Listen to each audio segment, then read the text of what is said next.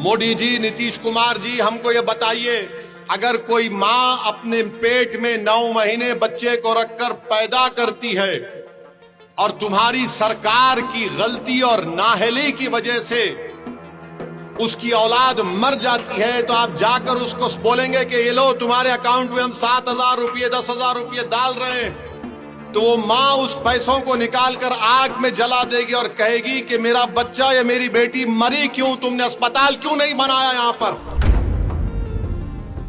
किस मुंह से आकर भारत के प्रधानमंत्री और बिहार के 20 साल के मुख्यमंत्री ये कहते हैं कि बिहार में हमने सब कुछ कर दिया। पूरे बिहार में सबसे ज्यादा पहले कौन मरता है? मुसलमान मरता है। ये गवर्नमेंट का डेटा है, ओवैसी का भड़काऊ भाषण के जुमला नहीं है। अब आपको मैं बताना चाहता हूं कि इन्होंने बिहार का क्या हाल करके रख दिया।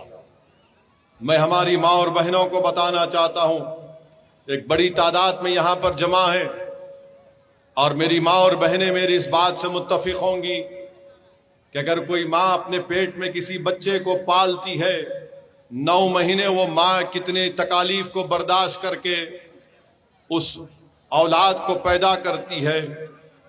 बिहार में क्या पोजीशन है, और आप और हम जानते हैं कि जब एक माँ जब किसी बच्चे को पैदा करती है तो कितनी तकलीफें उठाती हैं, कि जो माँ अपने किसी बच्चे को पैदा करती है तो हमारे आका मोहम्मद सल्लल्लाहु अलैहि वसल्लम ने इरशाद फरमाया कि उस मां के लिए ये हज और उम्रा एक जिहाद की तरह है।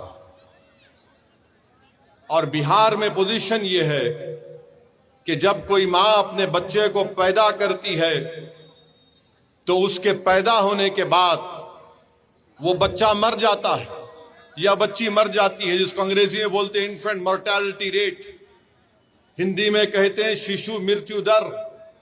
आपको मालूम देश में 29 प्रदेशों में बिहार का नंबर कितना है? 27वां नंबर।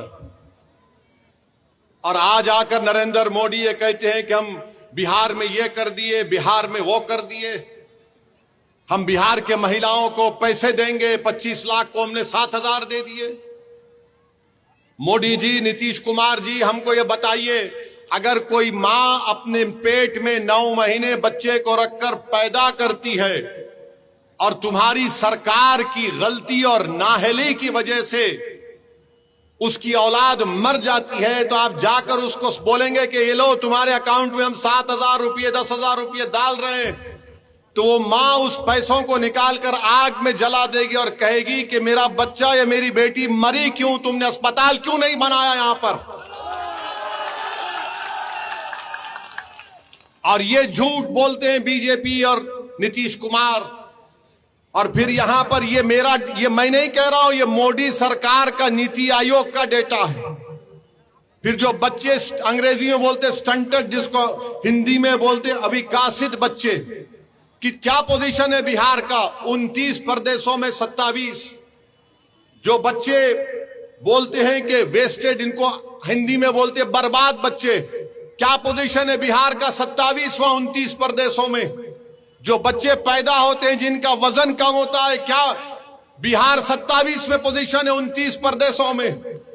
किस मुंह से आकर भारत के प्रधानमंत्री और बिहार के 20 साल के मुख्यमंत्री ये कहते हैं कि बिहार में हमने सब कुछ कर दिया।